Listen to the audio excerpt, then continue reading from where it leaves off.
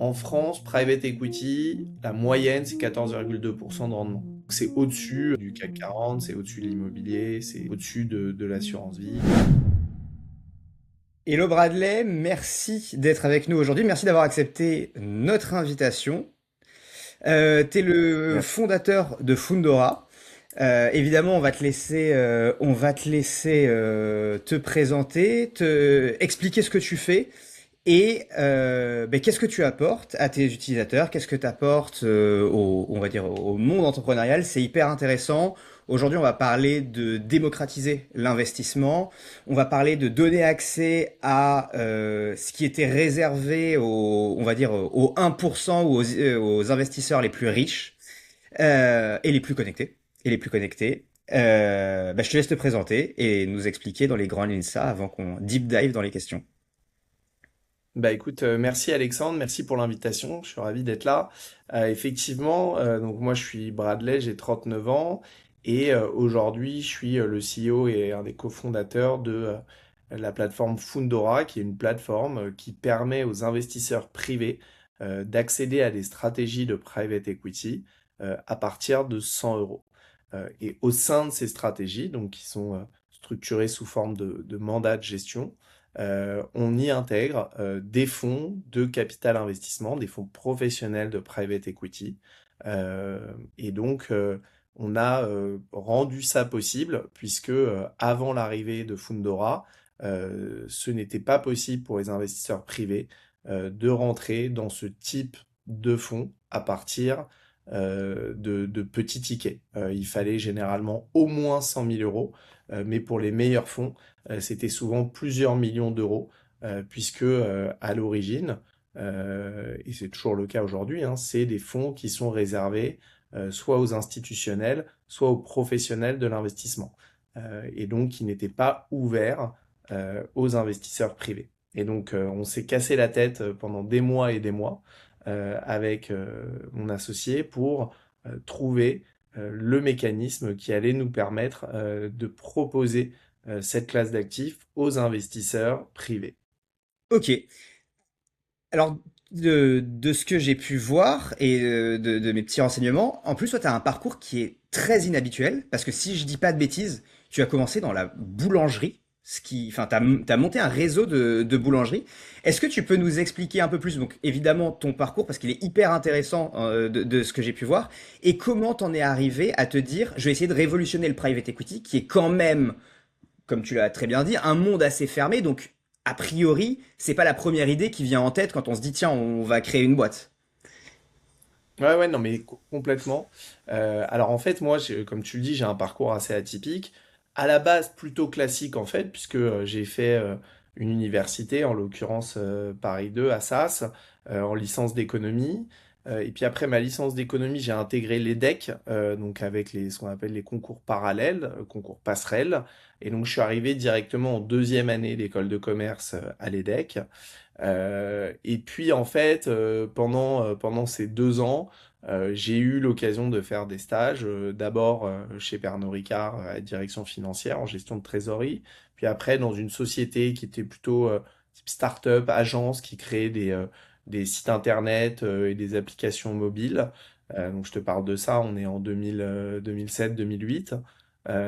Et puis finalement ma dernière année, je la fais à l'étranger, en Thaïlande, où là-bas je rencontre un patron qui avait une usine de meubles, qui faisait du mobilier sur mesure pour les hôtels de luxe en Asie du Sud-Est. Et en fait, je décide après mon échange, de me dire, bon, bah, je sais pas exactement ce que je veux faire. Mes deux précédentes expériences en tant que stagiaire m'ont pas vraiment éclairé sur mon avenir professionnel. Je vais devenir entrepreneur et je vais lancer ma boîte. Faut savoir que moi, effectivement, je viens d'un milieu où mes parents étaient profession libérale, médecins. Donc j'avais autour de moi quand même beaucoup d'entourage, d'amis de mes parents qui étaient eux-mêmes médecins ou avocats ou entrepreneurs. Et donc j'avais pas été trop confronté au marché du travail au sein d'une entreprise. Et donc j'avais mon frère qui lui aussi avait fait l'EDEC. et qui travaillait pour le coup dans un fonds de private equity, un très gros fonds français, où il était analyste financier. Donc pareil, il avait une carrière assez tracée en finance.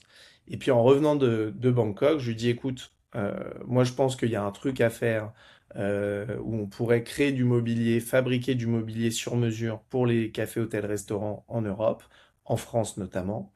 Et donc, bah, il a quitté son emploi et on s'est associé dans cette première aventure, qui a Ouh là été là, plutôt... s'associer avec son frère. Voilà, donc je me suis associé avec mon frère avec qui j'ai travaillé pendant 12 ans. Donc on a travaillé ensemble pendant 12 ans, puisqu'on s'est réassocié après dans notre aventure suivante. Mais effectivement, cette première aventure qui n'a pas été un succès commercial, hein, nous a permis de valider plusieurs choses. Et j'ai une petite coupure, mais On On t'entend bien. t'entend très bien, nous, de notre côté. ok, ça marche. Donc ça m'a permis de valider plusieurs choses. La première, c'est que on avait une bonne complémentarité avec mon frère. Lui, moi j'étais plus fougueux, lui il était plus réfléchi, plus analytique. Que effectivement, dans les temps difficiles, on arrivait à se souder et pour justement passer outre les différents problèmes qu'on rencontrait. Et même si cette première expérience entrepreneuriale s'est pas soldée par un succès, hein, puisque on a arrêté l'entreprise qui gagnait de l'argent, mais sur lequel on n'arrivait pas à percer ce plafond de verre et on n'arrivait pas à dépasser les quelques centaines de milliers d'euros de chiffre d'affaires, euh, on s'est dit on va réentreprendre ensemble, mais sur un autre secteur.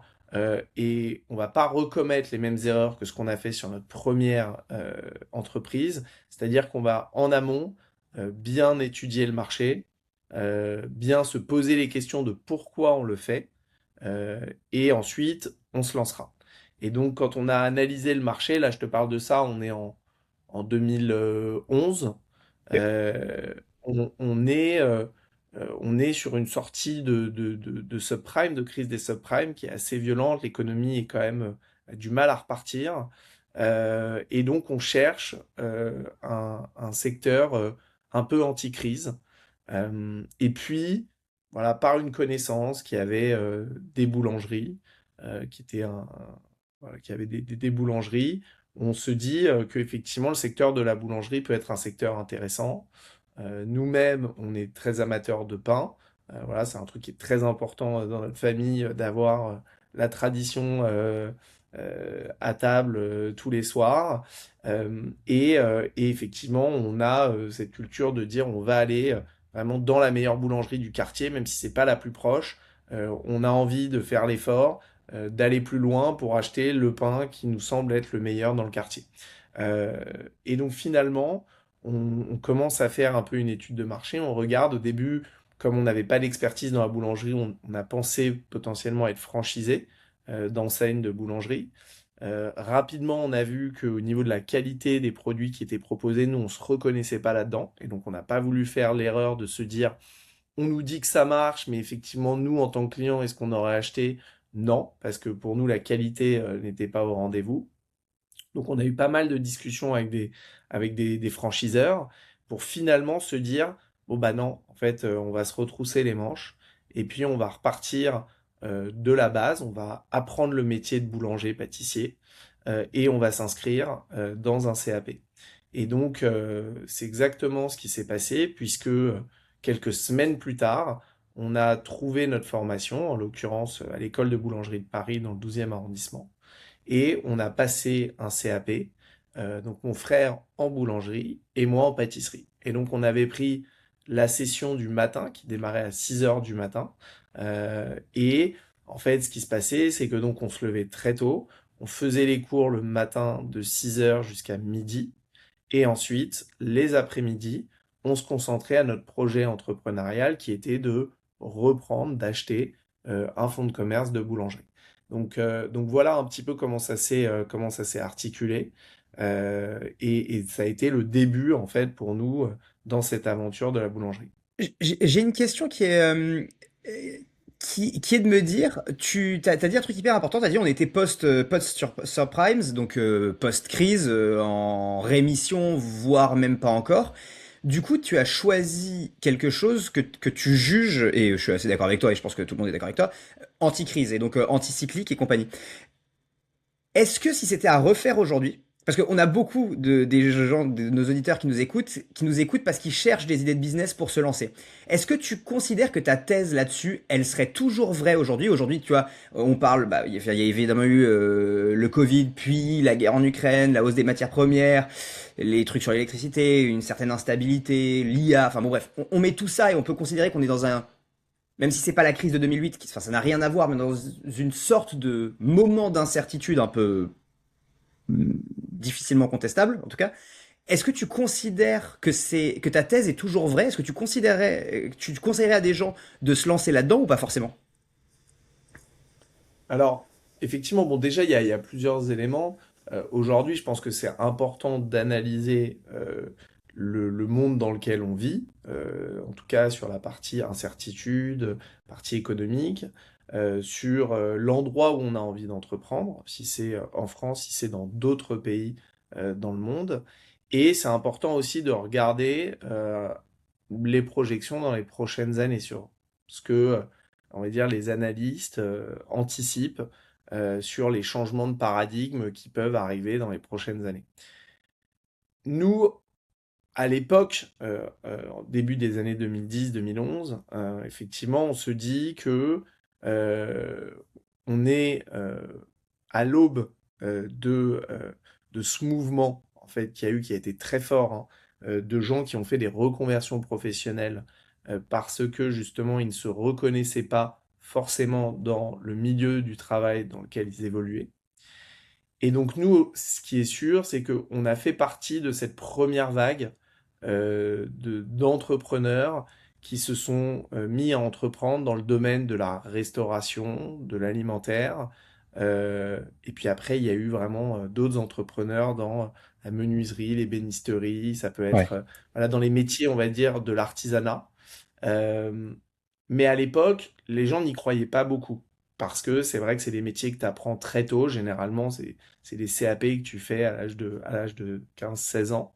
Et donc, c'est des gens qui, en fait, quand ils ont 30 ans, ils ont déjà 15 ans d'expérience que toi, tu n'as pas. Donc, il faut combler aussi ce retard que tu as quand tu arrives à 30 ans et que tu te lances dans l'artisanat. Euh, Aujourd'hui, ce que je constate sur la partie restauration, c'est qu'il y a eu un effondrement du commerce physique hein, dans les villes, euh, un peu partout, hein, dans toutes les grandes, petites et moyennes villes. Euh, et effectivement, les seuls commerces qui continuent de subsister, ce sont les commerces de restauration. Donc il y a eu un développement très important de commerces de bouche, de snacking, de restauration rapide, qui ont poussé, de café maintenant, c'est aussi les grandes tendances. Il y a énormément de petits cafés artisanaux de café torréfié sur place, etc., qui se développent.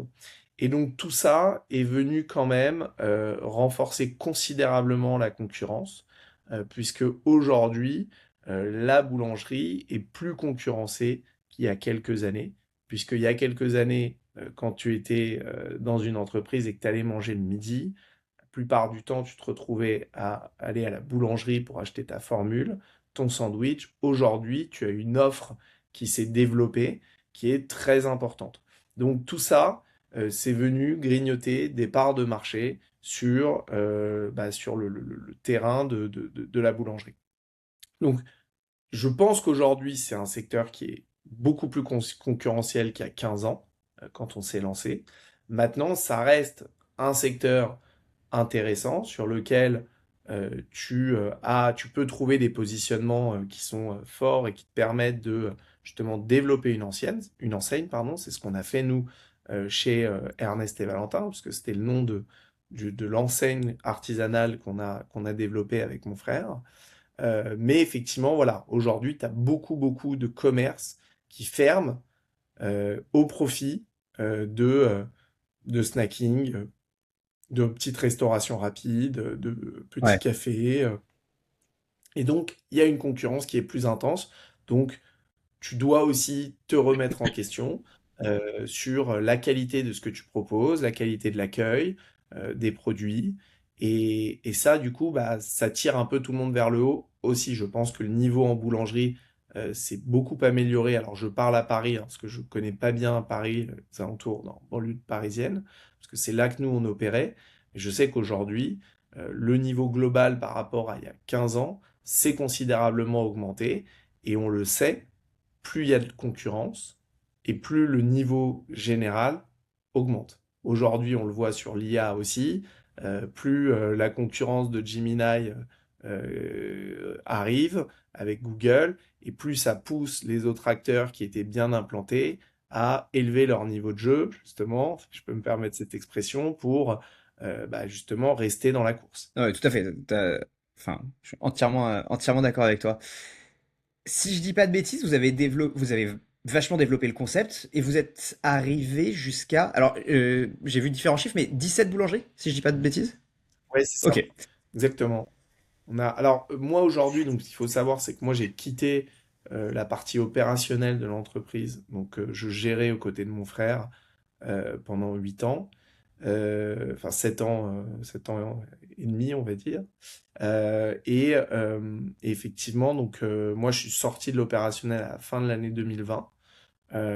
Et depuis, c'est mon frère qui est seul aux commandes. Il est toujours aux commandes de l'entreprise. C'est lui l'actionnaire majoritaire maintenant au capital d'Ernest et Valentin. Et donc, il a continué le développement avec les mêmes valeurs, avec le même positionnement, en étoffant le nombre de ok. boutiques. Et est-ce que du coup tu peux nous expliquer, parce que ça va aussi beaucoup intéresser nos auditeurs, comment on vend une boîte? Alors là, il s'avère que c'est une boulangerie, mais comment t'as vendu le groupe? Comment ça s'est passé? Et si c'est pas ni indiscret ni caché, euh, enfin, comment ça se valorise et qu'est-ce que tu peux en tirer en fait? Tu vois un peu, si tu peux revenir sur cette période-là pour expliquer le plus clairement possible, évidemment, comment ça se passe, combien de temps ça met et en gros les détails de l'opération. Bah, en fait, alors moi déjà, j'ai vendu à un pool d'investisseurs Ok. donc, qui se sont regroupés. Donc c'est vraiment une opération voilà, purement de secondaire, c'est-à-dire que c'est mes actions que j'ai vendues en partie donc, à mon frère et en partie à des investisseurs extérieurs qui sont rentrés et qui sont des investisseurs, on va dire, passifs, qui croyaient au développement de Ernest et Valentin et qui donc bah, ont racheté mes parts pour être assis aux côtés de mon frère dans l'aventure. Je fais juste une micro-aparté Euh, là-dessus. Excuse-moi, je te ouais. coupe 2 secondes pour que ce soit clair. Là, on parle d'investisseurs entre guillemets particuliers. T'es pas allé voir un fonds, t'es pas allé voir une institution. On parle de sortes de gros BA ou de voilà qui. Ouais, Ok. exactement, exactement. En fait, on avait pris un petit banquier, enfin un banquier Ouais. d'affaires qui avait structuré ça et qui était allé chercher effectivement des acquéreurs potentiels pour acheter mes actions. Euh, et tous les acquéreurs, en fait, sont on va dire des gros dirigeants d'entreprise qui ont des boîtes plutôt dans l'industrie, donc qui connaissent bien le secteur et qui voyaient le potentiel de croissance de Ernest et Valentin sur les années à venir, qui voyaient aussi la vision portée par mon frère qui allait continuer à diriger l'entreprise et donc voilà, qui sont positionnés mais qui ont mis des tickets assez significatifs. Donc c'est pas, on n'est pas allé voir des business angels Oui. qui mettaient quelques centaines d'euros, c'était plusieurs centaines de milliers d'euros par Ouais, investisseur. ouais. Euh, Et pourquoi tu es parti, toi, de la boîte? alors moi je suis parti en fait euh, pour deux raisons principales. La première, c'est parce que à mon niveau, j'avais un peu touché une sorte de plafond de verre sur la gestion opérationnelle d'un réseau de 7 boulangeries à l'époque. La gestion humaine aussi, qui était effectivement un point assez lourd à gérer au quotidien, parce que moi, quand j'ai quitté l'aventure, on avait à peu près 150 salariés.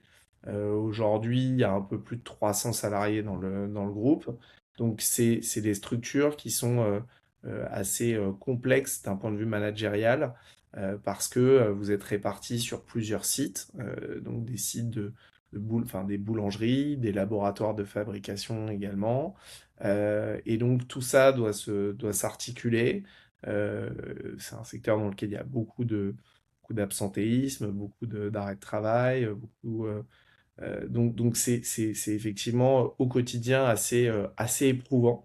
Et donc je pense que j'avais une fatigue physique et morale aussi, qui me disait que voilà, aujourd'hui, je me voyais pas repartir sur un nouveau cycle. Et là, on était sur un nouveau cycle de développement chez Ernest et Valentin, pour aller chercher justement l'étape d'après, hein, ce qu'a fait mon frère brillamment d'ailleurs par la suite. Et moi, j'avais plus la même envie, je pense, pour le faire. Et le deuxième sujet, c'est que j'avais un projet, moi aussi, qui était un projet familial avec ma femme, de m'installer à l'étranger. Et donc, du coup, on a aussi, c'était assez peu compatible avec la gestion opérationnelle. C'était pas un métier dans lequel tu pouvais travailler en remote, malheureusement. Et il fallait être voilà, physiquement présent dans les différentes boulangeries, être au contact des équipes. Donc, c'est pas quelque chose que tu peux faire sur Slack. Et donc, c'est aussi en partie ce qui m'a poussé là à quitter la partie opérationnelle. Et tes parts, tu les as vendues avant le Covid ou après le Covid? Je les ai vendus après le Covid. Ok. Ok. Et du coup, est-ce que tu peux nous dire comment ça se valorise, comment Ouais, se bien passe sûr. la transaction entre guillemets? La partie investisseur, du coup, j'ai assez bien compris la recherche, banque d'affaires, ainsi de suite. On va dire la partie post ça, quoi. Mm. Écoute, au niveau d'une valorisation d'une boulangerie, alors il y a différentes valorisations qui existent. Il y a une valorisation qui est sur la base d'un chiffre d'affaires, donc qui est à l'époque où moi j'ai vendu, qui était entre 100% et 120% du chiffre d'affaires. Et puis après, donc ça, c'est si tu vends une boulangerie au détail, on va dire, tu as monté une boulangerie, ta boulangerie fait 1 million d'euros, à Paris, tu peux prétendre la vendre entre 1 million et 1 200 000 euros. Ok. Euh, Si demain, tu as un groupe de boulangeries, ce qui était notre cas, hein, donc nous, on avait plus qu'une boulangerie, on avait une marque, on avait un laboratoire de fabrication, on avait une organisation, on avait des équipes, des directeurs, des responsables de site. Donc là, tu vends sur un multiple d'EBITDA, donc qui est un multiple de l'excédent brut d'exploitation pour faire simple. Et ce multiple-là, il est en fonction des périodes et des valorisations, mais il est on va dire, entre 7 et 10 fois Ok. les bidas. Voilà. Peut-être il y a certaines transactions qui se font à 6 et d'autres qui se font à 12, mais globalement, Ouais. tu es entre 7 et 10 fois les bidas. Ok. Et donc à partir de là, donc évidemment, bah, t'as vendu, donc t'as pu encaisser une forme de cash out. Et c'est pareil, si je dis pas de bêtises, t'as décidé de devenir BA. En gros, à Ouais. quasi temps plein, enfin en tout cas, à un moment. Peut-être Alex, Ouais. Alex donne juste un tout petit peu d'explication sur ce qu'est un BA Oui, bah, pour même les personnes qui Bradley, je nous vais te écoutent. laisser le faire parce que tu seras même mieux placé que moi. Ouais, bah, un BA, c'est ce qu'on appelle un business angel. Donc, la traduction française, c'est un ange du business. Et en fait, c'est le nom qu'on a donné aux investisseurs qui investissaient au capital de start-up, donc de sociétés très jeunes qui se lançaient, et qui, en plus de l'argent qu'ils apportaient, pouvaient aussi apporter un peu de temps, un peu d'expertise sur certains domaines.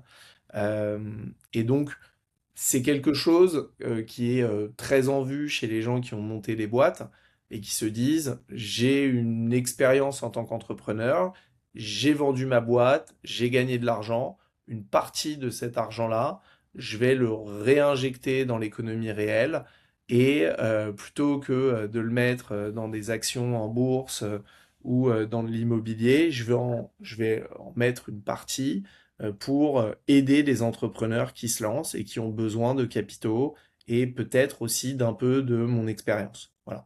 Ça, Ok. c'est, on va dire, le postulat de départ pour un business angel, même si aujourd'hui, tu as des business angels qui mettent effectivement des tout petits tickets et qui n'ont pas d'influence opérationnelle dans le quotidien des entreprises dans lesquelles ils ont investi. Mais on va dire que historiquement, le business angel, il met pas que de l'argent, il met de l'argent et un peu de son temps, de son carnet d'adresses, de son réseau, de son expertise, et il adresse des conseils aux entrepreneurs dans lesquels il a investi. Voilà. Donc, moi, j'ai commencé à le faire quelques mois avant la session de mon entreprise.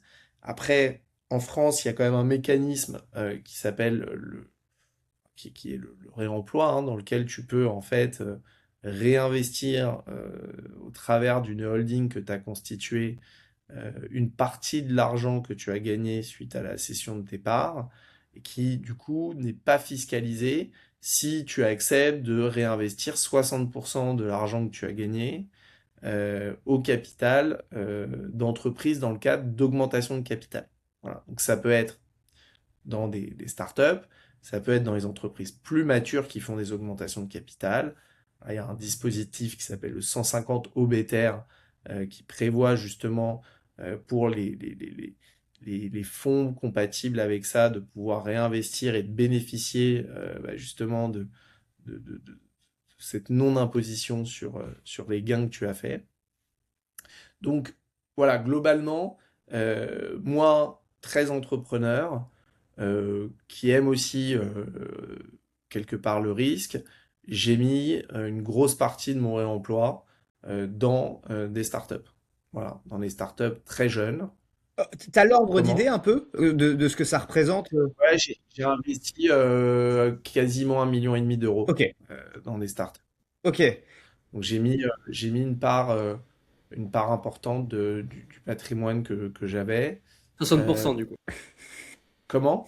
60% du coup, j'imagine. Oui, alors pas vraiment parce que j'ai remis dans d'autres choses aussi que des startups qui m'ont permis Ok. d'utiliser mon réemploi. Mais voilà, oui, les startups, ça représentait bien 40% de mon patrimoine. Ce que je ne recommande pas de faire, hein, d'ailleurs. Voilà, moi, je l'ai fait. Je ne recommande Et pas. quels sont les Ce résultats d'ailleurs sur ça? Sur Bah, la... bah justement, en fait, c'est assez intéressant. Je pense que moi, donc j'ai commencé à investir début 2020. Ok. Euh, je pense que c'était peut-être le pire moment pour investir, puisque les T'as, valorisations étaient très t'as élevées. payé très cher, c'est ce que j'allais dire. Tu payais très cher, il y avait beaucoup d'argent disponible. L'argent, comme il coûtait très peu cher, parce que les taux d'intérêt étaient quasiment à zéro, voilà, il y a de l'argent coulé à flot hein, sur les marchés privés, en bourse, etc. Et donc, globalement, j'ai investi dans une période qui était très compliquée. Voilà.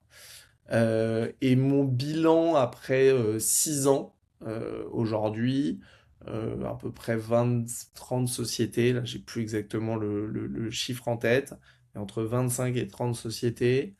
Le bilan, il est d'un point de vue financier, euh, je dirais tout à fait honorable. Mais si on regarde en termes de multiples, il est honorable. Si on regarde en termes de prise de risque par rapport aux multiples, il est décevant. Ok. Voilà.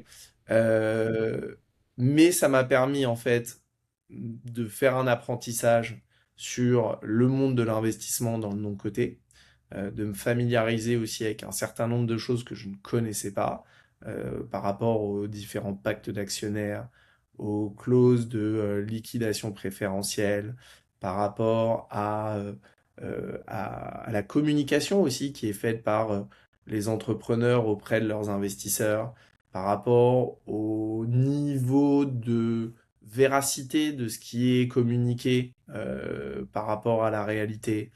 Ça te permet aussi de voir comment réagissent les entrepreneurs quand ils ont des difficultés, quand ça va très bien. Et ça c'est un apprentissage qui finalement était hyper intéressant pour moi. Euh, là, je le dis, moi, j'ai gagné de l'argent en tant que business angel. Aujourd'hui, quand je regarde autour de moi les gens qui sont lancés, je suis un des seuls qui a gagné de l'argent. Alors, et il y a une grosse part de chance. Honnêtement, je prétends pas être un génie. Voilà, je sais que là, il y a beaucoup de gens qui se prétendent être des génies du business angel. Moi, c'est pas mon cas. Effectivement, j'ai eu la chance de rentrer dans quelques boîtes qui, effectivement, ont très bien performé. Euh, pour être tout à fait honnête, les boîtes sur lesquelles je misais le plus grand espoir se sont avérées être des échecs cuisants. Et puis finalement, les boîtes sur lesquelles j'ai gagné de l'argent, c'était les boîtes dont les gens n'étaient pas en FOMO dessus et qui finalement ont délivré, ont levé moins d'argent, ont du coup moins cramé d'argent aussi, et avaient une gestion qui était finalement plus saine et qui leur a permis de devenir rentable. Ce qui fait que quand le tapis s'est dérobé sous les pieds de tous les entrepreneurs qui brûlaient l'argent parce que les vannes se sont fermées, eh bien, ces entreprises qui étaient bien gérées ont pu continuer à se développer et pour certaines être rachetées et générer du coup de la liquidité et des plus-values pour l'ensemble des investisseurs qui leur avaient fait confiance. Pour ceux qui nous écoutent, quand même, et tu m'arrêtes, Bradley, si je me trompe, mais on va dire, l'investissement en startup repose sur une loi qui s'appelle la Power Law et qui, dans tous les cas, en gros, explique que tu auras 10% de tes investissements qui, globalement, voire moins que 10%, qui vont nettoyer toutes tes pertes sur les 90% restants ou la stagnation sur la vraie Power Law. Je crois que c'est 10% de mecs qui explosent, 20% de stagnation et tout le reste de pertes. Et en gros, tes 10% de gains sont censés, par l'effet de levier et les multiples dont tu parlais tout à l'heure, nettoyer tout le reste des pertes sur le portefeuille. Et Ouais, tout à fait. Après, moi, il y a un autre élément en fait que je ne connaissais pas parce que 2020, on est en plein Startup Nation, ouais. Macron, on va devenir une Startup Nation, ce qu'on n'est malheureusement pas devenu du tout en France. Euh, et en fait, ça m'a aussi permis de comprendre que être business angel, c'est super. On a besoin de business angel pour financer les entreprises de demain. Mais on a aussi besoin d'avoir un terreau fertile où on peut effectivement permettre aux entreprises d'exploser comme on l'a dans d'autres régions du monde. Et ça, malheureusement, même s'il y a beaucoup d'aides en France, hein, BPI notamment qui finance tour de bras des entreprises, euh, on met aussi beaucoup de réglementations. Et donc, en fait, on finance des entreprises et ensuite on les brise avec trop de réglementations par rapport à ce qu'on peut trouver dans d'autres régions du monde. Et donc, aujourd'hui, il y a quand même un très gros problème de liquidité sur l'écosystème tech en France. Il y a un très gros problème parce que il n'y a aucune introduction en bourse. Aujourd'hui, il n'y a aucune entreprise française qui souhaite s'introduire en bourse, Ou qui peut. qui a même la possibilité, ou qui peut exactement, qui a la possibilité de s'introduire en bourse. Il n'y a aucun rachat d'entreprise par des grosses boîtes françaises. Aujourd'hui, il n'y a plus d'acteurs qui achètent des startups. Quand je dis plus, j'exagère, mais il y en a très peu, alors que c'est un phénomène qui est très développé aux États-Unis et en Israël notamment. Et donc, on se retrouve à avoir des milliers de business angels qui finalement, soit se sont fait rincer en investissant dans des boîtes qui ont euh, fermé boutique, et ça fait partie effectivement des risques quand on est business angel et qu'on investit dans des startups très tôt, ou alors qui sont assis sur du papier, c'est-à-dire sur des actions qui potentiellement sur le papier valent de l'argent, mais sur lesquelles ils n'ont aucune fenêtre de liquidité. Et donc, pourquoi? Parce que pas de rachat, pas d'introduction en bourse, pas de marché secondaire. Donc le marché secondaire, c'est la possibilité de trouver d'autres investisseurs qui rachètent vos parts. Et donc une fois qu'on a dit ça, Faudrait trouver un on acteur. constate. Faudrait peut-être trouver quelqu'un qui arrive à monter un acteur pour faire un fonds de secondaire ou. Je sais pas si tu es bien placé Ouais, pour mais faire ça, mais on va peut-être ça a été tenté, ça a été tenté, il y a eu des acteurs qui l'ont fait et ça a été assez difficile. Et donc, du coup, ils sont revenus de ce modèle-là. Euh, mais voilà, aujourd'hui, bah, on a un sujet, c'est que tous les business angels qui ont financé sur les 5 dernières années, aujourd'hui, ils sont soit écœurés parce que ils ont perdu de l'argent, soit effectivement ils n'ont pas perdu de l'argent parce que sur le papier, ça continue à valoir de l'argent. Ils ont peut-être potentiellement latent gagné. Mais par contre, ils n'ont plus de liquidité pour réinvestir dans de nouveaux projets. Ouais. Donc en fait, il n'y a pas de ruissellement aujourd'hui qui est, on va dire, acté par une IPO, une introduction en bourse, ou bien par un rachat, qui permet de rendre l'argent aux investisseurs pour que ces investisseurs-là puissent le réinvestir dans d'autres entreprises. Donc aujourd'hui, les boîtes françaises souffrent énormément sur le financement. Et, et Aussi, et je termine mon point là-dessus, aussi parce que les fonds eux-mêmes de venture capital français ont eu des gros sujets de liquidité, ont des investisseurs à qui ils doivent rendre de la liquidité et sur lesquels ils n'arrivent pas à le faire puisqu'ils sont bloqués dans des positions qu'ils n'arrivent pas à vendre.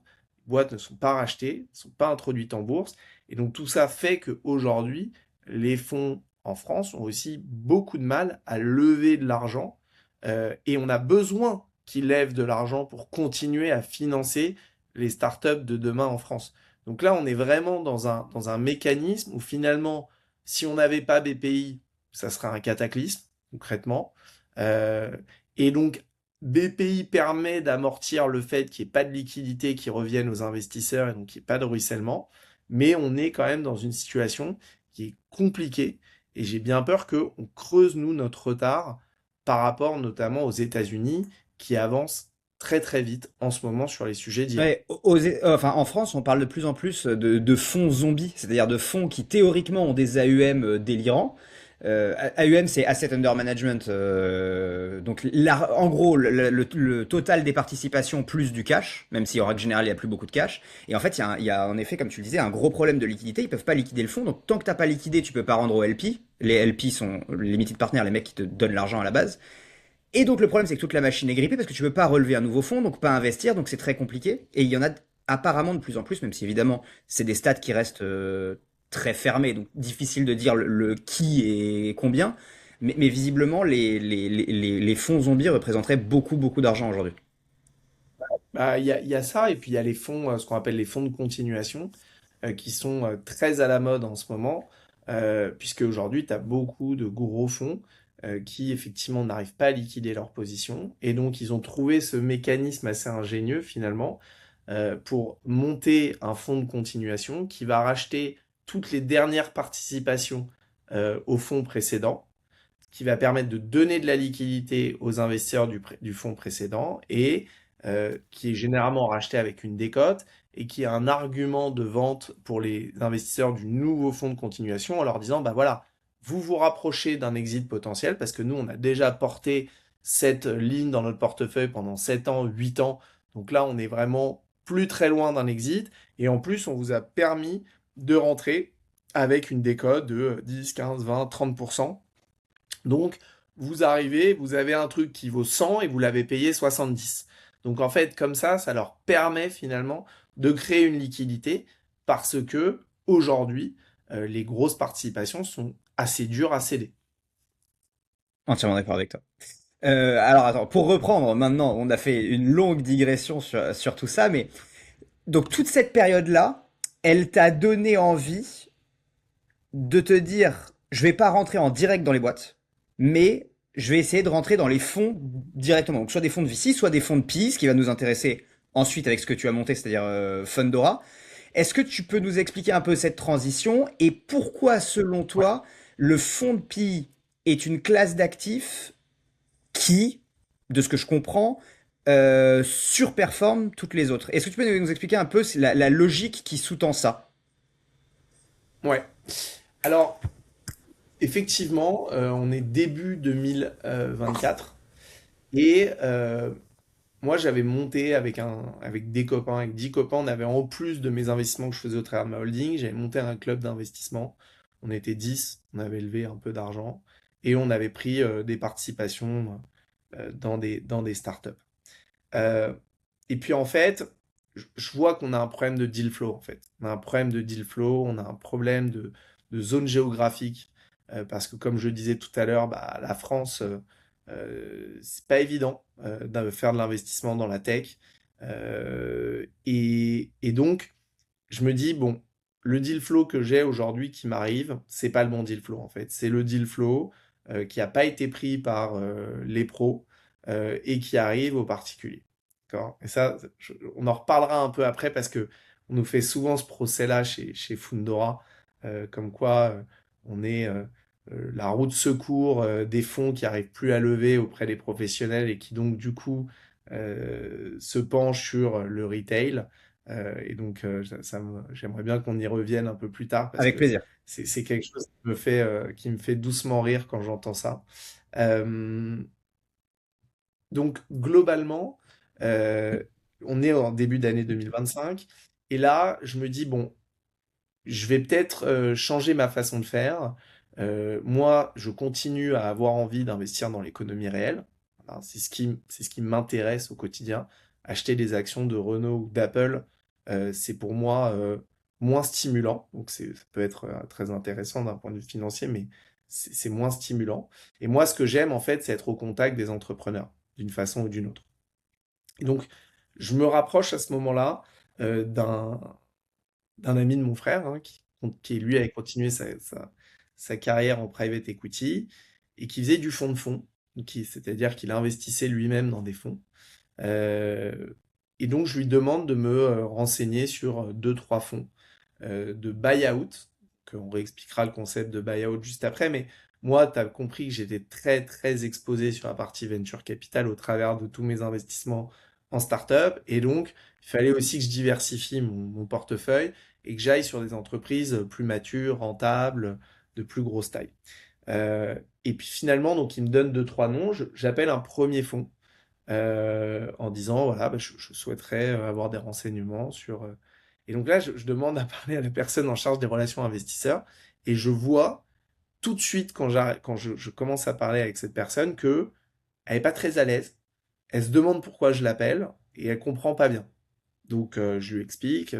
Puis en fait, rapidement, elle m'arrête. Elle me dit, mais vous savez, monsieur, que le ticket d'entrée chez nous, c'est 2 millions d'euros. Donc là, moi, je tombe un peu dénu parce qu'en fait, je n'avais pas 2 millions d'euros à mettre sur la table. Euh, et donc, je me dis, attends, moi, j'ai investi 1,5 million dans des startups.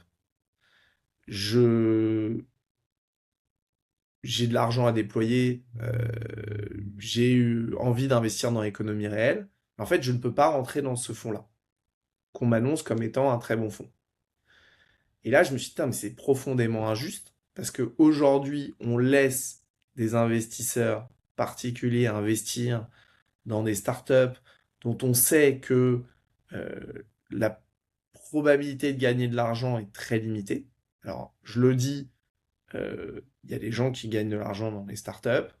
Si vous le faites, il faut investir dans au moins une dizaine ou une vingtaine de sociétés. Parce que si vous le faites sur deux, trois sociétés, par d'avoir un très très gros coup de chance, vous avez quand même une grosse probabilité de tout perdre. Donc ça, c'est important de le rappeler. Et donc, à ce moment-là, je me dis, il y a peut-être un truc à faire. Mais je fais rien. Je fais rien, vraiment. Et puis quelques semaines plus tard, je suis contacté sur LinkedIn parce que je mettais à l'époque que j'étais business angel sur mon LinkedIn, donc j'étais très souvent contacté pour des levées de fonds. Oui. Et en fait, je me fais contacter par Alan, qui est devenu mon cofondateur, qui me dit, on a lancé une plateforme de mise en relation entre des business angels et des startups qui est plus orienté sur on va matcher vraiment en fonction du profil de l'entreprise pour trouver des gens qui viennent du même secteur, pour leur apporter vraiment de Ok, l'expertise. ouais, je vois. Et puis finalement, moi au téléphone, je le trouve vachement bien, vachement persuasif, mais je suis pas du tout convaincu de leur truc. parce que des plateformes de crowdfunding, il y en avait déjà beaucoup, que ça commençait à pas mal se tasser au niveau de la collecte, parce que bah, les gens passaient l'euphorie des premiers temps, ils voyaient bien que c'était quand même compliqué de gagner de l'argent sur ce type d'investissement. Et donc, par conséquent, j'approfondis quand même le sujet avec lui et on échange. Et je lui parle, moi, de l'aventure que j'ai eue avec ce call avec un faux. Et je lui dis, écoute, aujourd'hui, pour moi, les business angels que je connais, ils sont tous rincés. Il n'y en a plus aucun qui veut faire du business angel. Ça les intéresse plus. Ils ont perdu trop d'argent. Par contre, quand je leur ai parlé de potentiellement investir dans des fonds, ça les a intéressés. Et donc, il y a peut-être un truc à faire là-dessus. Voilà. Et puis finalement, on a creusé l'idée ensemble. Et puis, bah, ils ont abandonné le projet qui était le leur, qui démarrait, hein, qui démarrait tout juste, pour finalement créer avec moi Fundora. Ok. Voilà comment la genèse du projet, c'est vraiment né d'une frustration personnelle et puis de cette rencontre un peu improbable sur LinkedIn euh, où en fait j'étais pas convaincu par leur projet. Par contre, j'étais assez convaincu par le discours, l'énergie que je ressentais au téléphone. Et donc finalement, voilà, on s'est rencontrés rapidement et on a avancé sur ce projet-là. Et du coup, la deuxième partie de ma question, c'est pourquoi, enfin, est-ce que tu as des indicateurs clairs qui te prouvent que le PI surperforme d'autres classes d'actifs? Parce que tu l'as dit, bon, les startups, c'est vraiment une classe à part, donc il y a cette loi qu'on a évoquée juste avant, et puis plein d'autres détails qui font que c'est très difficilement prédictible. Bon, tu mets ton argent, tu sais pas très honnêtement si tu vas le retrouver et combien. Euh, de l'autre côté, tu as la bourse qui est alors actuellement, on va pas dire ça, mais on va dire sur la dernière décennie post-subprimes a été relativement prédictible. Tu sais à peu près où tu mets ton argent. En plus, aujourd'hui, avec tous les produits type ETF et ainsi de suite, a priori, t'as pas besoin d'être un grand druide pour savoir que tu vas probablement retrouver ton argent et ainsi de suite.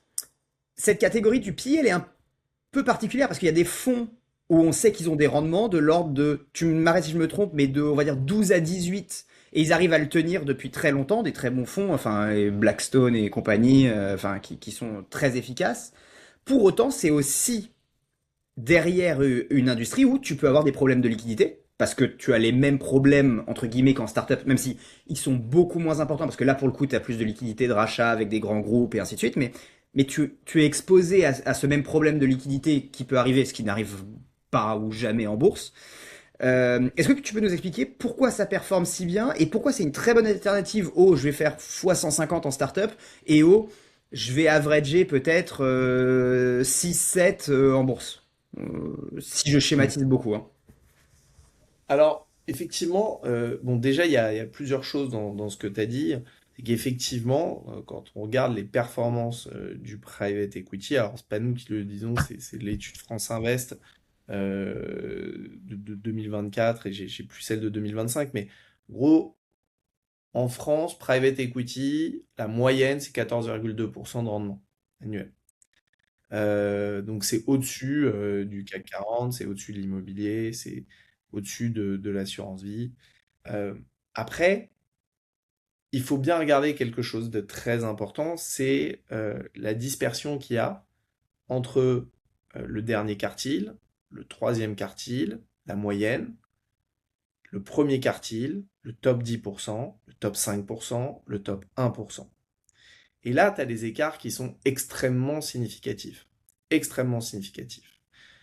Après, le private equity, c'est très large. Tu as beaucoup de stratégies différentes dans le private equity. Quand tu investis et que tu fais du venture capital, c'est du private equity. Le private equity, c'est actif privé. Donc tu achètes bien des actions, des actifs privés, que tu le fasses dans une startup ou dans une boîte qui vaut 10 milliards.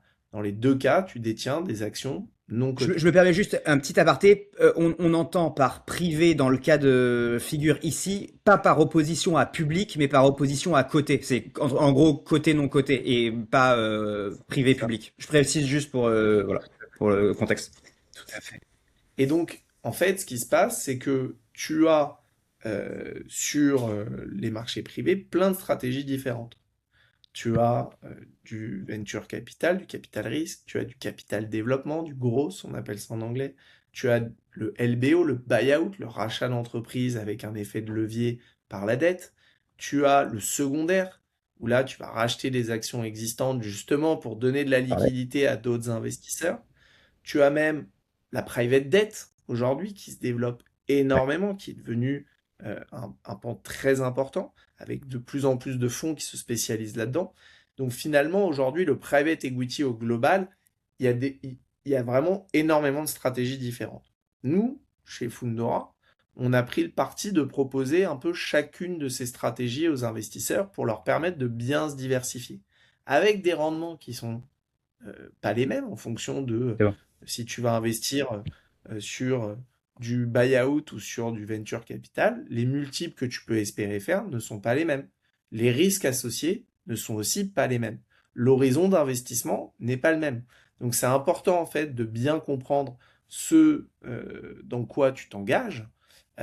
Et dans tous les cas, tu es sur un horizon d'investissement qui est un horizon de long terme.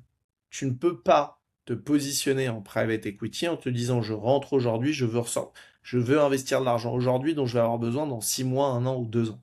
Il faut pas le faire. Les gens qui vous disent que vous pouvez le faire, récupérer votre argent dans 6 mois, a priori pas les écouter. Euh, donc il faut être dans un horizon d'investissement qui est de 10 ans. Il y a des stratégies qui sont plus courtes. Alors, il y a des stratégies dans le secondaire notamment qui peuvent être plus courtes, de l'ordre de 5-6 ans. Les stratégies de private debt, c'est pareil. Il y a des stratégies qui sont plus courtes, qui peuvent être de 2, 3, 4 ans. Mais c'est important de comprendre que vous ne maîtrisez pas la liquidité. Ce n'est jamais vous qui maîtrisez la liquidité, c'est les gérants qui potentiellement vont la maîtriser et dans la très grande majorité des cas ne la maîtrisent pas eux-mêmes. D'accord? Donc, il y a un autre point qui est important, c'est que quand on parle d'un horizon d'investissement de 10 ans, ça ne veut pas dire que pendant 10 ans, vous n'allez pas toucher 1 euro. Le fonctionnement d'un fonds de private equity, c'est que l'argent va vous être appelé au fil de l'eau, généralement sur une période qui va de 2 à 5 ans, en fonction des stratégies, en fonction des fonds. Et ensuite, vous allez avoir la période de désinvestissement qui va durer entre 5 et 7 ans, pendant laquelle les fonds vont essayer de vendre leur participation, si possible avec une plus-value. Et à chaque fois qu'une société en portefeuille va être vendue, eh bien, ils vont faire ce qu'on appelle une distribution. Et donc, tu peux investir aujourd'hui, je prends l'exemple même d'un investisseur institutionnel qui va mettre 10 millions d'euros dans un fonds. Eh bien, ces 10 millions d'euros, ils vont lui être appelés, on va dire, en 4 ans, à hauteur de 2 500 000 euros chaque année. Et puis peut-être qu'en année 5, on va lui renvoyer 3 millions. Puis 6 mois plus tard, encore 2 millions, parce que 2 sociétés auront été vendues. L'objectif premier des gérants de ces fonds, c'est d'abord de rendre aux investisseurs 100% de leur capital. Ça, c'est l'objectif numéro 1. Et puis ensuite, l'objectif numéro 2, c'est bien évidemment de leur faire gagner de l'argent. Pourquoi l'objectif numéro 2 est très important pour les gérants de fonds? C'est parce que la très grosse majorité de leur rémunération vient du fait de la plus-value qu'ils sont capables de vous ramener. Pourquoi? Parce que le fonds, il se rémunère de 3 façons. Dans certains cas, il y a des droits d'entrée pour pouvoir accéder aux fonds d'investissement qui sont pris à l'entrée. Ensuite, il y a ce qu'on appelle les frais de gestion, qui sont en moyenne de 2% chaque année sur l'engagement. Je referai un petit aparté là-dessus parce que j'ai beaucoup de grands spécialistes du private equity qui viennent nous parler des frais, justement, des frais chez Fundora et comment on est différent des autres, mais qui ne savent pas qui ne connaissent pas le fonctionnement des frais en private equity. Donc ça, c'est aussi un point qui m'alerte à chaque fois. Donc 2% de frais de gestion annuels sur l'engagement. Sur 10 millions d'euros, vous allez payer chaque année 2% de ces 10 millions d'euros qui ne seront pas investis et qui seront pour rémunérer les équipes de gestion et tout le fonctionnement du fonds. Et ensuite, il y a la plus grosse partie qui correspond au carried interest, qui est la commission de surperformance. Et ce carried interest, généralement, il est de 20% sur la plus-value. Alors les très bons fonds vous disent que s'ils ne vous délivrent pas au moins Ouais. 8% de TRI annuel, ils ne prennent pas de carry d'interest. Par contre, dès lors qu'ils ont passé ce 8%, eh bien, ils vous prennent 20% et ça démarre dès le début, quoi. C'est-à-dire dès le premier euro de plus-value. Mais par contre, s'ils vous ont pas délivré ces 8%, ils ne vous prennent pas de carry d'interest. Et le carry d'interest, c'est ça qui fait la fortune des gérants de private equity. Ce ne sont pas les frais de gestion. Je vous rassure, ils gagnent bien leur vie avec les frais de gestion. Mais ce qui leur permet vraiment un enrichissement personnel important, c'est le carry d'interest, sachant que dans les fonds de private equity, les gérants, l'obligation d'y investir leur propre argent. Et donc, on a ce qu'on appelle le GP commitment, c'est-à-dire l'engagement financier des gérants, qui peut être de 2, 3, 4, 5, 10, parfois 20% du montant du fonds, qui est amené par les gérants du fonds. Donc, ça permet aussi d'avoir un alignement d'intérêts fort entre les gérants et les investisseurs pour aller chercher effectivement de belles performances. Et donc, je reprends juste sur les frais. D'accord? Puisque effectivement, le private equity, c'est un monde sur lequel il y a pas mal de frais quand on le compare aux ETF sur lesquels il n'y a quasiment aucun frais. J'explique en quelques mots pourquoi il y a beaucoup plus de frais dans le private equity que dans le monde dans le monde du côté. C'est tout simplement parce que, un, l'information n'est pas accessible. Si tu veux avoir de l'information sur une société privée, tu n'y as pas accès comme dans une entreprise qui est cotée en bourse et qui publie tous les trimestres ces reportings que tu peux analyser en profondeur. Donc, ça demande du temps, des experts, des avocats, des auditeurs, des consultants, pour pouvoir analyser, obtenir les informations, les auditer, euh, auditer les comptes. Donc tout ça, c'est beaucoup d'argent qui est dépensé. Ensuite, il y a la structure, même réglementaire, qui est très élevée. Les fonds ont des commissaires aux comptes, des valorisateurs, des banques dépositaires qui coûtent une fortune chaque année au fond. Et puis après, bah, tu as les équipes de gérants à rémunérer, les équipes d'analystes, les équipes d'avocats, les équipes d'auditeurs. Donc tout ça fait que c'est chargé. Voilà, c'est chargé en frais. Maintenant, ce qu'il faut comprendre, et ça c'est important, c'est que quand tu investis dans un fonds, n'importe lequel, et peu importe le montant que tu mets, même si tu mets 100 millions d'euros dans un fonds, si le fonds prend 2% de frais de gestion, alors si tu mets 100 millions, ils te prendront certainement moins que 2%, d'accord? Mais mettons que bien chaque année, tu recevras un rapport de frais qui t'indiquera que ils t'ont appelé 20 millions sur l'année et que sur les 20 millions qui t'ont appelé, il y a 18 millions qui ont été investis dans les entreprises et il y a 2 millions qui sont venus payer les frais de gestion de la société de gestion. Donc au final, ils t'ont appelé 20 millions, tu as que 18 millions qui est au travail. Donc si tu fais ça sur 10 ans, tu as 80 millions d'euros au travail.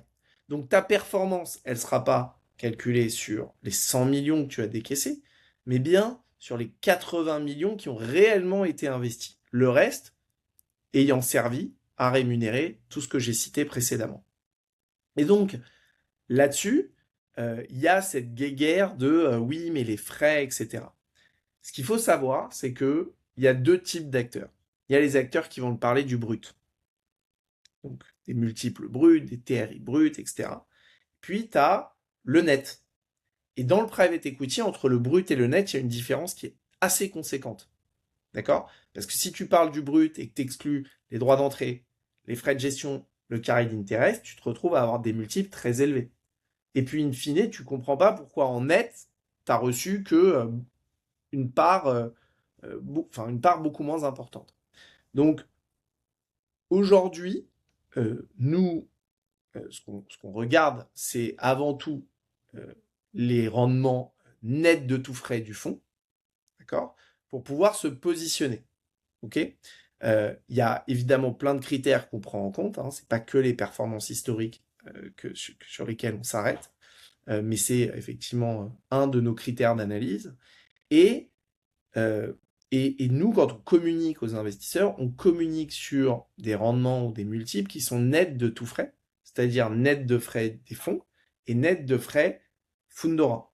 Donc c'est vraiment les multiples ou les rendements que tu peux espérer faire. C'est jamais une garantie, puisque je le rappelle, l'investissement en private equity comporte un risque de perte en capital, un risque d'illiquidité. Hein. Quand tu investis aujourd'hui dans un fonds, tu es quand même relativement diversifié, puisque ce fonds, lui, va investir dans une dizaine, une vingtaine, une trentaine, parfois même une centaine de sociétés. Et donc, ça te permet d'être diversifié et de faire en sorte que si certaines sociétés du portefeuille ferment boutique, tu ne te retrouves pas avec zéro à la fin, d'accord? Mais tu as un risque de perte en capital. Et effectivement, là où nous, notre travail aussi, c'est d'aller aider à la sélection des fonds, c'est effectivement d'analyser évidemment les performances historiques, de voir la capacité des gérants à répliquer dans le temps et sur différentes périodes économiques de la performance, les équipes de gestion, la stabilité des équipes de gestion, voir si effectivement le fonds qui est proposé comporte les mêmes gérants que les fonds précédents qui ont généré ces performances-là, de regarder la géographie sur laquelle ils investissent, le secteur sur lequel ils investissent. Est-ce que effectivement aujourd'hui on voit que les logiciels SaaS sont un peu plus en difficulté avec l'IA? Est-ce que des stratégies SaaS qui ont très bien fonctionné dans le passé, le gérant relance un fonds sur des logiciels SaaS? Est-ce que c'est la bonne stratégie aujourd'hui? Voilà, peut se poser la question. Et donc, il faut analyser effectivement le discours aussi des gérants, la vision qu'ils ont sur le secteur pour pouvoir justement se dire, OK, j'ai confiance dans leur capacité à aller continuer à sourcer de très belles sociétés dans ce domaine-là, et donc je leur confie de l'argent. Donc il y a vraiment énormément de critères, la qualité des reportings aussi qui sont délivrés aux investisseurs, la façon dont ils communiquent aussi sur les valorisations latentes. Voilà, tout ce qui est évidemment voilà, sécurité, audit, il en va de soi. Mais donc, tout ça, c'est les critères de sélection qu'on prend pour se décider à prendre des allocations ou pas dans ces fonds. Ok, alors je vois qu'on arrive bientôt à la fin, mais il me reste deux questions qui me semblent hyper importantes. T'es... Du coup, c'est quoi on va dire les premiers résultats de Fundora aujourd'hui? Vous avez cette envie de démocratisation et ainsi de suite. Comment ça prend? Quels sont entre guillemets, les premiers retours que vous avez, on va dire, d'un point de vue business pour la structure Fundora? Ouais. Écoute, déjà, avant ça, je voudrais juste préciser une chose, parce que je t'en ai parlé en introduction. Mhm. Aujourd'hui, il y a cette petite musique qui tourne, qui est très rigolote d'ailleurs, qui est pour tous les haters du private equity et de la démocratisation du private equity. Oui, mais en fait, là, ils n'arrivent pas à refourguer leurs fonds. Du coup, ils prennent monsieur et madame Michu et ils vont se gaver sur leur dos. Ok? Je précise une chose. Le, la part aujourd'hui que représente le retail dans l'univers du private equity est une goutte d'eau dans l'océan. Une goutte d'eau dans l'océan. Donc déjà, imaginez que cette goutte d'eau puisse absorber l'océan, ça me paraît être très douteux comme raisonnement. T'as des chiffres sur Deuxièmement, ça ou pas d'ailleurs? Sur quel pourcentage ça représente en alors France? là, il faudrait que on regarde, on pourra peut-être les mettre dans les notes du podcast, parce que je les ai plus en tête, mais effectivement, c'est une goutte d'eau dans l'océan. Ensuite, le deuxième point qui est intéressant, c'est que effectivement, la collecte actuellement est difficile pour les fonds. Elle est difficile par rapport à ce qu'elle a été dans le passé, pour plusieurs raisons. La première, c'est que il n'y a pas eu d'IPO pendant un certain temps. Là, ça reprend légèrement, mais c'est très en deçà de ce qu'on a pu connaître par le passé.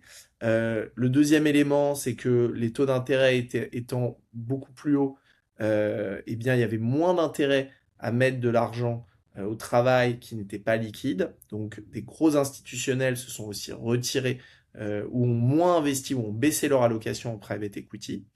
Euh, mais effectivement, Le point qui est très intéressant, c'est que aujourd'hui, vous avez des fonds qui n'ont pas bien performé et pour qui c'est très difficile de lever aujourd'hui. Les très gros fonds, certains arrivent encore à très bien lever. Ardian, là, qui a une très grosse société de gestion, a fait des levées records sur ces derniers fonds. D'autres ont plus de difficultés, mais vous avez énormément de fonds de petite et moyenne taille qui, eux, ont des très bonnes performances et n'ont aucune difficulté pour lever dans la mesure où, sur la base de leurs investisseurs existants, ils relèvent des nouveaux véhicules sans avoir besoin nécessairement d'accueillir de nouveaux investisseurs. Ouais. Logique, tu as des bonnes performances, tu as 50, 60, 70 investisseurs à qui tu as fait gagner de l'argent, tu leur dis que tu relances un nouveau fonds, bah, les 70 investisseurs, a priori, vont réinvestir dans le nouveau fonds. D'accord? Et donc, nous, c'est vraiment sur ces fonds-là qu'on va venir se positionner. C'est des fonds de petite et moyenne taille, avec des expertises très précises, et donc on propose des stratégies sur des expertises très précises, souvent des fonds qui sont montés par d'anciens entrepreneurs, donc où on a une casquette opérationnelle très forte, des gens du secteur, par exemple de la cybersécurité, qui ont revendu déjà une ou deux grosses sociétés, qui ont un deal flow privilégié, qui ont une connaissance du secteur très précise, qui ont un apport opérationnel auprès des fondateurs qui est très important, et ils ont d'autres partenaires, d'autres gérants, qui eux sont plus financiers, qui les accompagnent. Et donc sur ces fonds-là, aujourd'hui, les fonds sont largement sursouscrits. Et donc la question c'est, alors, pourquoi ils ont besoin de vous? Mais ils n'ont pas besoin de nous. Et c'est ça ce que je me tue à expliquer, c'est que ils n'ont pas besoin de nous. Et d'ailleurs, il y a un an et demi, quand on a lancé, un peu plus d'un an et demi, quand on a lancé Fundora, personne, et je dis bien personne, n'acceptait qu'on prenne des allocations dans leur fonds. Pourquoi? Parce qu'on était personne. Pourquoi? Parce qu'on n'avait aucun track record. Pourquoi? Parce que ils n'avaient pas besoin de nouveaux investisseurs ou qu'ils n'avaient pas nécessairement besoin. Donc tous les fonds qu'on a contactés, nous, en direct, on a systématiquement eu un refus. Mais on a eu la chance d'avoir deux fonds qui nous ont fait confiance, qui étaient des très beaux fonds. Et grâce à ces gérants et à la relation qu'on a réussi à construire avec eux, ils nous ont ouvert leur carnet d'adresses. Et dans leur carnet d'adresses, on a eu accès à d'autres gérants de très grande qualité. Ok. Et aujourd'hui, on a des allocations dans plus d'une quarantaine de fonds. Et ce qui est drôle, c'est qu'aujourd'hui, l'ensemble de notre deal flow vient des gérants avec lesquels on a déjà travaillé. C'est-à-dire qu'il n'y a plus une seule fois où on contacte en direct tel ou tel gérant. Tout se fait sous cette sorte de flywheel où finalement on a des recommandations de toutes parts, de la part des gérants, parce que en fait ils apprécient travailler avec nous, qu'on leur apporte aussi une vue sur ce qui se passe en Europe, qu'aujourd'hui on a des très gros investisseurs chez Fundora, des gens qui ont vendu des très grosses entreprises, qui ont un carnet d'adresses, qui ont une expertise, qui peut être utile aussi aux sociétés des portefeuilles. Et donc tout ça fait que aujourd'hui on a une exposition assez forte aux États-Unis, assez forte en Israël, en Europe également, mais ce sont des marchés qui sont très orientés États-Unis et donc qui n'ont pas beaucoup de vues sur ce qui se passe en Europe. Et donc, pour eux, ça les intéresse d'avoir aussi ce regard qu'on peut apporter au travers de notre réseau. Aujourd'hui, on a 30 000 utilisateurs sur Fundora. On a levé 50 millions d'euros en l'espace de quelques mois. Donc, c'est une croissance qui est très, très rapide. Et on C'est quoi a la moyenne des investissements dans Fundora de la Alors part de aujourd'hui, sur Fundora, on est aux alentours de 1600 ou 1700 euros de ticket moyen. D'accord? Mais on a des très gros tickets. Donc l'investissement se fait à partir de 100 euros. On a des investisseurs qui se créent un peu une sorte d'ETF du private equity en investissant dans 15-20 stratégies chaque année. Et donc en étant investis dans 15-20 stratégies, ils sont très bien diversifiés sur différentes géographies, différents secteurs, différents types d'entreprises. Euh, et effectivement, on a aussi des très gros investisseurs, des gens qui ont investi des centaines, voire des millions d'euros à nos côtés, qui sont des investisseurs qui sont aujourd'hui en family office, en banque privée, avec des CGP, et qui investissent chez Fundora, puisque aujourd'hui, on a une offre qui est, on va dire, propriétaire dans la mesure où les stratégies qu'on propose, les gérants qu'on propose, nous sommes les seuls à les proposer en France. Voilà. Donc, nous, notre cœur de métier, c'est pas d'aller proposer de très belles sociétés de gestion, hein, BlackRock, Blackstone, Ardian, Tikeo. C'est pas le type de gérant que nous cherchons aujourd'hui, parce que ça ne correspond pas à la demande aussi qu'on a de nos utilisateurs. Nous, on va aller vraiment chercher ce qu'on appelle des fonds boutiques. Pour donner un parallèle avec le monde de l'hôtellerie, tu peux aller dans un 4 étoiles, dans un Hilton très standardisé, ok, ou tu peux aller dans un 4 étoiles qui est un boutique hôtel de 25 chambres, où tu as les propriétaires de l'hôtel qui sont là, qui vont t'accueillir, qui vont t'offrir une expérience différente. Nous, on est plutôt sur la partie boutique, et effectivement, on est sur des fonds, sur des stratégies qui sont sur des expertises très précises, et on aime beaucoup les fonds pardon, qui sont menés par des entrepreneurs qui ont eu des très belles success stories et qui ont un carnet d'adresses très important. Ce qu'il faut comprendre, c'est que dans le milieu de l'investissement, une des clés, c'est l'accès aux dossiers, l'accès aux entreprises, l'accès aux fonds. Et ça se construit avec le temps. Et aujourd'hui, je suis fier de pouvoir dire qu'on a réussi à construire un réseau de gérants qui croient au projet de Fundora, euh, et qui nous permet aujourd'hui d'exister, de continuer à proposer des stratégies sur la plateforme, toujours très qualitatives. Ok, alors du coup, dernière question qui est la même qu'on pose à tous les invités. Tu côtoies beaucoup de gérants de fonds, tu vois, du coup, je suppose, un paquet de stratégies. On doit on doit te pitcher des trucs tous les jours. En plus, t'es BA ou t'as été BA, donc tu vois beaucoup de boîtes, beaucoup de choses.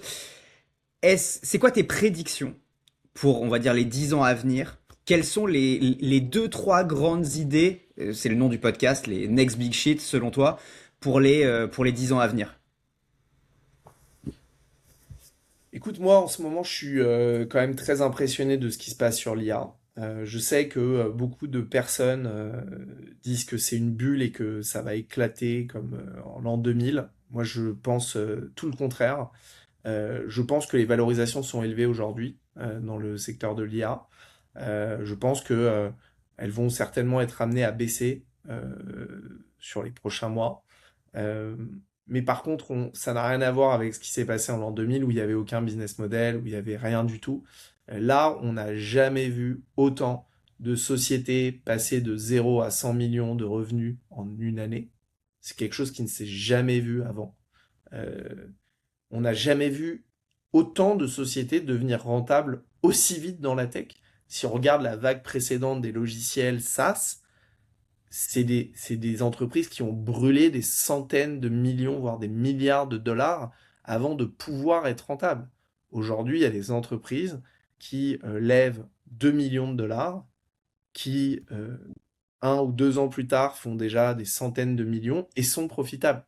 Donc, moi, je suis très impressionné par ce qui est en train de se passer, par toute cette vague aussi autour de l'IA agentique. Quand je vois aujourd'hui, moi j'utilisais, comme beaucoup de monde certainement, OpenAI, ChatGPT. Je me suis mis à utiliser Claude, là, très récemment. Je vois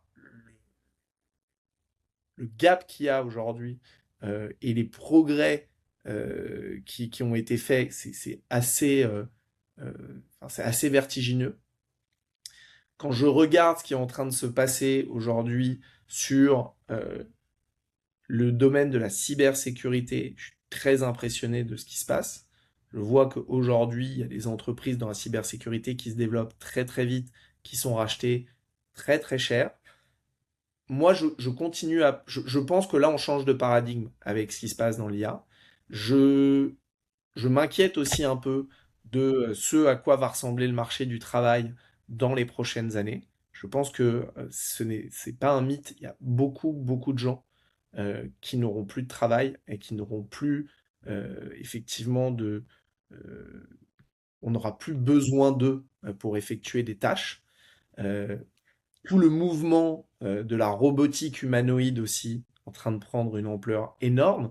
Nous, on est investisseurs au sein d'une stratégie dans une société qui s'appelle Figure AI, qui propose des robots connectés avec de l'intelligence artificielle qui sont capables d'exécuter un nombre de tâches assez incroyable. Je vous invite à regarder les vidéos sur YouTube, et c'est pas les seuls. Euh, donc voilà, aujourd'hui, moi je vois plusieurs choses. Effectivement, un ouragan autour de l'IA et de la partie agentique. Je vois effectivement aussi de très belles évolutions dans le secteur de la robotique et peut-être et de la cybersécurité aussi parce qu'il y a énormément de failles de sécurité qui se créent par enfin voilà, tout ce qui se passe autour de l'IA. Euh, et le dernier point, je dirais aussi tout ce qui est lié à aux sociétés dans le domaine de la défense, la defense tech, puisque aujourd'hui on est dans un monde avec beaucoup d'incertitudes géopolitiques. On voit que les très grandes économies qui ne s'étaient pas réarmées après la Seconde Guerre mondiale sont en train de se réarmer massivement. Et donc il y a, je pense, des opportunités très fortes dans ce domaine-là dans les années à venir. Voilà, nous, c'est vraiment les secteurs qu'on regarde de très près. Après, voilà, si je devais là donner un conseil, c'est de bien se former, commencer à bien se former et de bien suivre ce qui est en train de se passer sur l'IA. On en parle et c'est pas juste demander à ChatGPT une liste pour préparer son prochain voyage en Amérique du Sud. Il y a des choses très très très puissantes et je pense que les gens qui auront une bonne maîtrise de l'IA vont être en mesure de réaliser de grandes choses dans les mois et les années à venir. Merci beaucoup. Je t'en prie, Merci, merci à bah, vous très pour intéressant. l'invitation. Merci d'être venu, c'était hyper intéressant. Pour nos auditeurs, on vous dit à la semaine prochaine et Juste peut-être, Bradley, où est-ce qu'on peut te retrouver pour les personnes qui veulent en savoir plus? Écoute, vous pouvez me trouver sur LinkedIn. Je publie pas beaucoup, mais voilà, Ok. j'ai un compte LinkedIn. Et sinon, j'ai mon email. Donc vous pouvez nous envoyer un email à bradley@fundora.fr. Euh, voilà, c'est là-dessus Puis que je réponds. je mettrai le lien à Fundora dans la description pour les personnes qui veulent aller y jeter un petit coup d'œil. Bradley, merci, merci infiniment. Et pour les autres, du Merci coup, à ouais, vous. c'est un peu ouais, merci beaucoup.